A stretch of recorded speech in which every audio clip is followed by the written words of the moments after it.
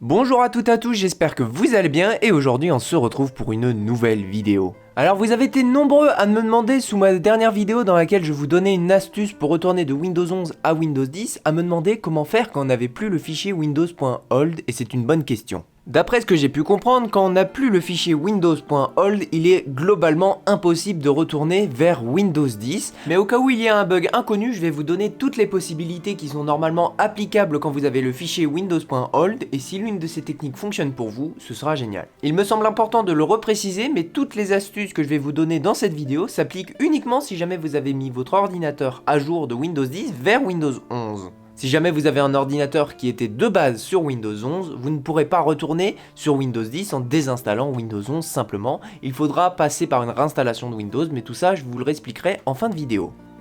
La première astuce que je vais vous donner est la même que dans la dernière vidéo, donc il consiste à aller dans les paramètres, Windows Update, ensuite il va falloir vous rendre dans paramètres avancés, juste ici, ensuite il va falloir descendre légèrement pour trouver l'onglet récupération. Ensuite, vous pourrez retrouver Retour en arrière, juste ici, et vous pouvez prendre le petit bouton à droite.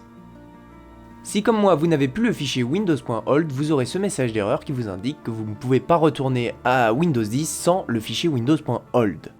La seconde possibilité consiste à faire la même chose mais en passant par le menu avancé, donc pour ça il suffit de cliquer sur le bouton Windows, l'option d'alimentation et ensuite appuyer sur Shift et redémarrer. Pour information, le bouton Shift c'est la petite touche au-dessus de verrouiller majuscule, c'est simplement la touche Maj ici.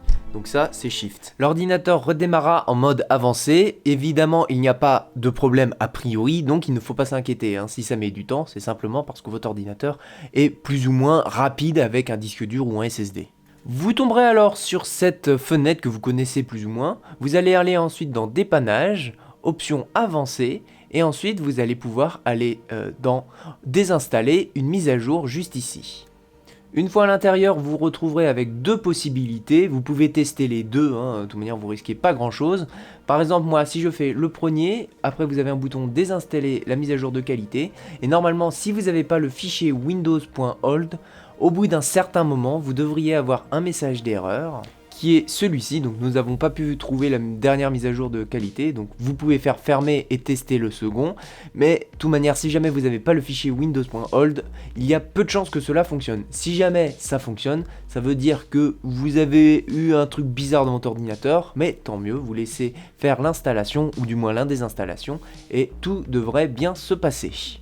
Si jamais vous n'avez accès à aucune des options précédentes, vous pouvez passer par un ISO de Windows 11 ou de Windows 10, les deux fonctionnent globalement de la même manière. Donc ici je prends un ISO de Windows 10, évidemment il ne va pas falloir faire n'importe quoi, vous n'allez pas réinstaller Windows, ici vous allez faire suivant, ensuite vous allez faire réparer l'ordinateur juste ici, donc ça va prendre quelques instants pour charger, et là on se retrouve au même endroit que tout à l'heure, donc on peut retourner dans Dépannage, et là on a directement désinstallé des mises à jour. Donc là, encore une fois, vous prenez celui que vous voulez, a priori ça change pas grand chose, mais on va prendre fonctionnalité ici. On nous propose de choisir Windows 11, donc c'est ce qu'on veut. Ça va charger, de nouveau il y a le bouton, on clique dessus, et de nouveau voilà, donc s'il n'y a pas le fichier windows.old, ça ne fonctionne pas. Donc vous pouvez faire fermer, et de nouveau essayer le premier si jamais vous avez envie, mais il est presque certain que cela ne fonctionne également pas. Voilà, c'est bien ce que je pensais, évidemment sans que le fichier windows.old, ça ne fonctionne pas. Donc ici vous pouvez faire continuer vers Windows 11, ça ne sert à rien d'insister. La dernière possibilité que je voulais vous donner n'est pas réellement de désinstaller Windows 11, mais plutôt de réinstaller Windows 10. C'est-à-dire que globalement, vous allez perdre toutes les données qu'il y a sur votre machine Windows 11. Mais évidemment, il ne va pas falloir installer aussi bêtement que réinstaller un ordinateur.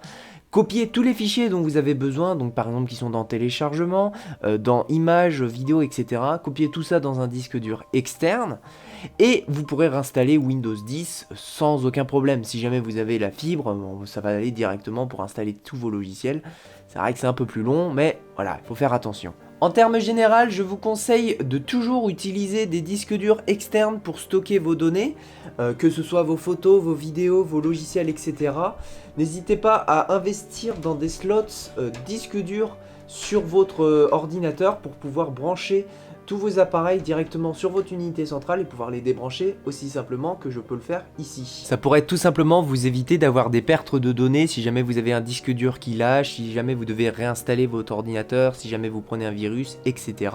Les options sont multiples et le fait d'avoir des disques durs externes peut vous sauver simplement toutes vos données. Et n'hésitez pas, si vous avez beaucoup de disques durs, à faire des double sauvegarde, c'est-à-dire un disque dur externe, faites une sauvegarde sur un autre disque pour ainsi avoir plein de sauvegardes et éviter de perdre des données le jour où vous en avez besoin, quoi.